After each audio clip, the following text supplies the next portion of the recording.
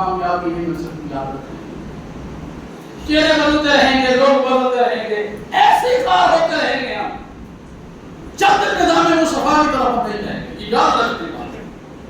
مقصد یہ تھا نظام مصطفیٰ. اگر نظام مصطفیٰ کی طرف نہیں جائیں گے تو پھر یہی ذلت ہے ہمارے لیے. صحیح و پار ہو رہے ہیں, مزید ہوتے جائیں گے, پست ہو رہے ہیں, مزید پست ہوتے جائیں گے. وجہ کیا ہے؟ جن بزرگوں نے قربانیاں اس مقصد یہ دی تھی, ہم نے وہ مقصد بنایا, ہم نے ان کی قربانیوں کو ضائع کر دیا. تو سامعین محترم, پہلے نمبر پر یہ ہے نظام مصطفیٰ صلی اللہ علیہ وسلم کی حفاظت کریں. کوئی بات نہیں ہے اگر کوئی نہیں کرتا تو انہیں کرنا بھی نہیں ہے. آپ جمہوریت کی بات کرتے ہیں, آپ مجھے بتائیں جمہوریت میں ہندوستان آگے ہے نہیں؟ ان کی فوجی حکومت کبھی آئی؟ جب سے وہ ملک آزاد ہوا ہے ڈکٹیٹرشپ آئی کبھی ہوگی؟ اس کا مطلب ہے وہ مضبوط ہے جمہوریت میں. آپ سے جمہوریت میں وہ تم سے مضبوط ہے. تو اس لیے اگر یہی کچھ لینا تھا تو پھر وہی فرق کیا ہے؟ فرق یہی تھا ہمارے بزرگوں نے جو قربانیاں دی ہیں اسی لیے دی تھی کہ نظام مصطفیٰ ہو جاتا. اس لیے نظام مصطفیٰ کی کوشش کریں. علامہ اقبال علیہ الرحمہ سے کسی نے کہا تھا کہ آپ کیوں جو ہے وہ نیا ملک بنانا چاہتے ہیں, کیا وجہ ہے؟ تو آپ نے بھی انہیں یہی جواب دیا تھا کہ ہماری جو قوم ہے, حضور کی جو امت ہے, خاص ہے ترکیب میں قوم رسول ہاشمی, رسول پاک کی جو قوم ہے یہ خاص ہے, ان کا خاص ویژن ہے, ان کا خاص مقصد ہے. اور ایک اللہ وحدہ لا شریک کو یہ ماننے والے ہیں, حضور صلی اللہ علیہ وسلم سے محبت کرنے والے ہیں. یہ پوری دنیا میں جتنا بھی ہیں یہ الگ ہے, اس لیے ہم الگ ہیں. تو سبھی لوگ اب ہم نے کرنا کیا ہے؟ پہلے نمبر پہ جن بزرگوں نے قربانیاں دی ہیں ان کے لیے سارے سواب کا اہتمام کریں. اپنے گھروں میں کریں, اپنی مساجد کے اندر کریں. یہ شور شرابہ گناہوں کے کام یہ ہمیں جچتے نہیں ہیں, ہمیں جچتے نہیں ہیں. جنہوں نے ہزاروں بہنوں کی عزتیں لٹوائی ہوں اور وہ شور شرابہ کرتے نظر آئیں تو شرم کی بات نہیں, شرم کی بات ہے کہ ہزاروں جو ہے وہ عزتیں لٹوانے کے بعد ملک حاصل کر کے آئے ہو, آپ اس دن جو ہے وہ ناچ گانے کرتے ہو. ان کے لیے سارے ثواب کا اہتمام کیا جائے. دوسرے نمبر پہ اس ملک سے محبت, جب محبت ہوگی, ان کو محبت نہیں ہے جو لوٹ کے باہر چلے جاتے ہیں, کوئی محبت نہیں ہے. ان کی اولادیں باہر پڑتی ہیں, انہوں نے باہر چلے جانا ہے. آپ کو چند نعرے دے جاتے ہیں, آپ نے بریانیاں کھانی ہیں اور کچھ کھا پی کے بس موجے لگائے اور چار نعرے لگائے اور ڈوڈلی بجا کے جو ہے وہ چلے جاتے ہیں, پھر آ جاتے ہیں, پھر ڈوڈلی بجاتے ہیں, پھر سب لوگ اکٹھے ہو جاتے ہیں اور پھر جو ہے وہ اپنا وقت گزارتے ہیں اور پھر وہ چلے جاتے ہیں. آپ منہ اٹھا کے پھر آپ دیکھتے رہتے ہیں مزہ کیا ہوتا ہے. اس لیے اپنا ویژن بنائیں. ہمارے پاس نظام مصطفیٰ بہترین پلیٹ فارم ہے, ہم کسی کی طرف کیوں دیکھتے ہیں؟ تو پہلے نمبر پہ اپنے مدد سے محبت رکھیں. میرے آقا علیہ السلام جب بھی باہر سے کہیں سے آتے تو حضور علیہ السلام جب شہر مدینہ آتا, شہر مدینہ میں بھی کسی لیکن حضور کی وطن بھی ہے. آقا علیہ السلام شہر مدینہ کے قریب آتے تو حضور خوش ہو جاتے اور حضور علیہ السلام اپنی سواری کو تیز فرما لیا کرتے. ظاہر ہے اپنی وطن سے کیا کرنی ہے, محبت کرنی. جب محبت بندہ کرتا ہے تو پھر جو ہے اس کی بہتری کے لیے کام بھی کرتا ہے. جسے محبت ہوتی ہے پھر وہ اس کا نقصان کیسے برداشت کر سکتے ہیں؟ تو پہلے نمبر پہ اپنی وطن سے محبت ہے. دوسرے نمبر پہ بہت سے ایسے کام ہیں جو آپ خود کر سکتے ہیں. بہت سے کام آپ خود کر سکتے ہیں. امام حکومت کی اقدار ہے کہ بلکہ بہت سے کام آپ ہوتے ہیں۔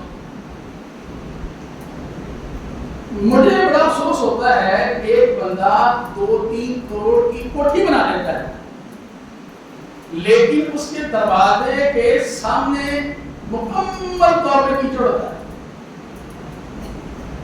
2-3 کروڑ لگا کر کوٹھی بنا لیتا ہے، 5,000 روپے جو ہے وہ سامنے وہ ٹیل یا جو ہے وہ آگے سے جو ہے وہ اپنے گھر کے سامنے سے جگہ باقی نہیں کر سکتا۔ کتنے افسوس کی بات ہے، جب آپ نے کروڑوں روپے ادھر لگائے ہیں تو وہی رستہ ہے تمہارے گزرنے کا ہے، تو ان کی طرف کیوں دیکھتے ہو؟ پتہ نہیں وہ کریں یا نہ کریں، آپ خود تو کچھ کریں۔ اس لیے یہ ذہن بنائیں کہ بھئی ہم نے خود بھی کچھ کرنا ہے، اور یاد رکھیں اس پہ اجر بھی ہے۔ شاید ہم یہ چیزیں بھول گئے ہیں۔ میرے آقا علیہ السلام کی حدیث ہے، اللہ تبارک تعالیٰ نے ایک گناہ گار بندے کو بخش دیا۔ جب بخشا گیا اس نے کہا مالک مجھے سمجھ نہیں آئی کہ میری بخشش کیسے ہو رہی ہے، اتنا بڑا کام کر دیا تو یہ بھی تو بتا دینا تو بخشا کیوں گیا؟ تو اللہ تبارک تعالیٰ نے ارشاد فرمایا تو ایک رات جو ہے اپنے گھر کی طرف جو ہے وہ لوٹ رہا تھا، تیرا پاؤں ایک پتھر کے ساتھ ٹکرایا، تو نے وہ پتھر جو ہے اٹھا کر ایک طرف پھینک لیا، یہ نہ ہو کوئی بزرگ جو ہے یہاں سے گزرے اس کے ساتھ یہ ٹکرائے اور بندہ زخمی ہو جائے۔ تو وہ عمل کر کے بھول گیا ہے، لیکن تیرے رب نے اس کو یاد رکھا ہے، اس عمل کی وجہ سے میں نے تیری مدد فرمائی۔ سبحان اللہ۔ اس لیے خود کچھ کریں اپنے۔ اب ہماری حالت کیا ہے؟ ایک بندہ ہمسایہ دوسرے ہمسائے کے گھر کے سامنے کان ڈالے گا، اس کے سامنے ڈالے گا، اسے جو ہے وہ پریشان کرنے کی کوشش کرے گی۔ یار جب تمہیں پتا ہے کہ آپ نے کوڑا کرکٹ فلاں جگہ پہ پھینکنا تو کیوں وہاں پھینک دیں؟ ہم خود بھی کچھ کریں۔ جب ہم خود کچھ کریں گے تو انشاءاللہ تعالیٰ اللہ تبارک تعالیٰ کی غیبی مدد بھی آئے گی۔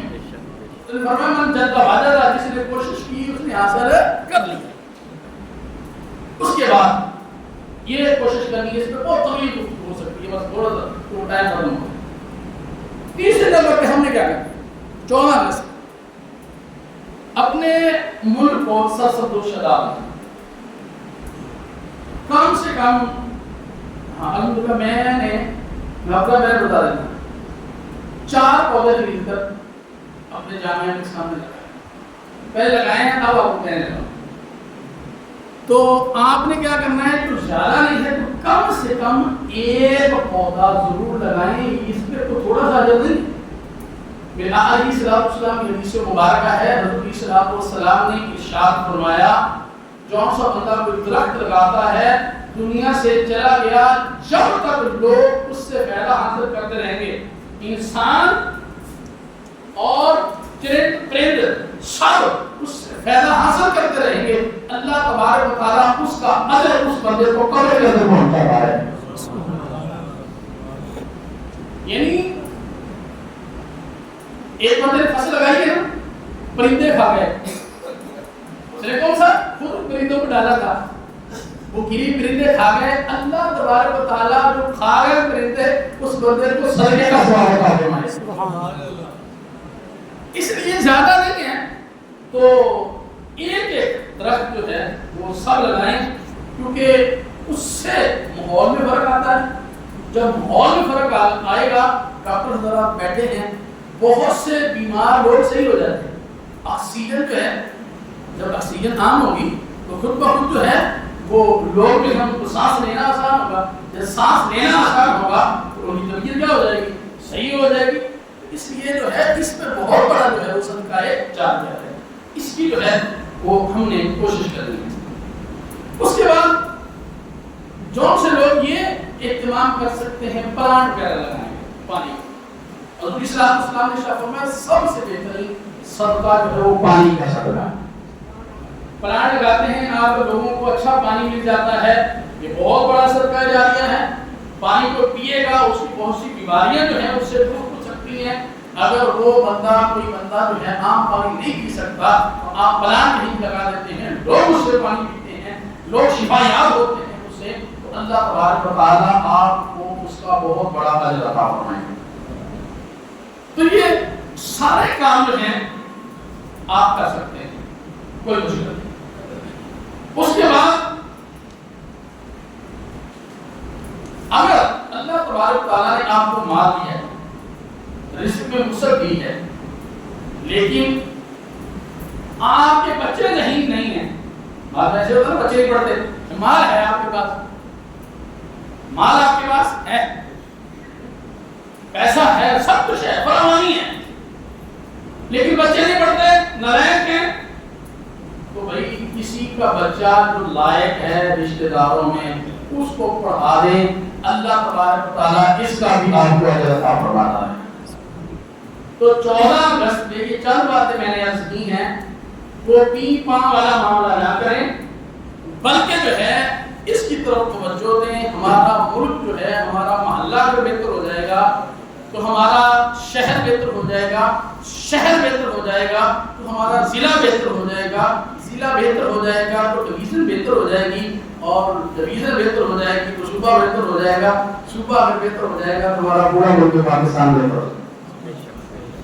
تو یہ کاوش کرنے کے ساتھ ہے, اس لیے شور شرابہ اور گناہوں کے کام چھوڑ کر اللہ کی بارگاہ میں ایک تو سے ڈرے رہو. 14 اگست کو مالک تو نے جو ہے وہ ہمیں جو ہے یہ عظیم ملک دیا ہے, اور دعا کریں کہ اللہ تبارک و تعالی, ہم بھی کوشش بھی کریں کہ نیک صالح جو ہمیں حاکم بھی عطا فرمائے, جو حضور علیہ الصلوۃ والسلام کی سنت کے مطابق جو ہے اس ملک کو چلائیں, اور حضور کے احکام جو ہیں ان کا نفاذ ہو. اللہ تبارک و تعالی ہم سب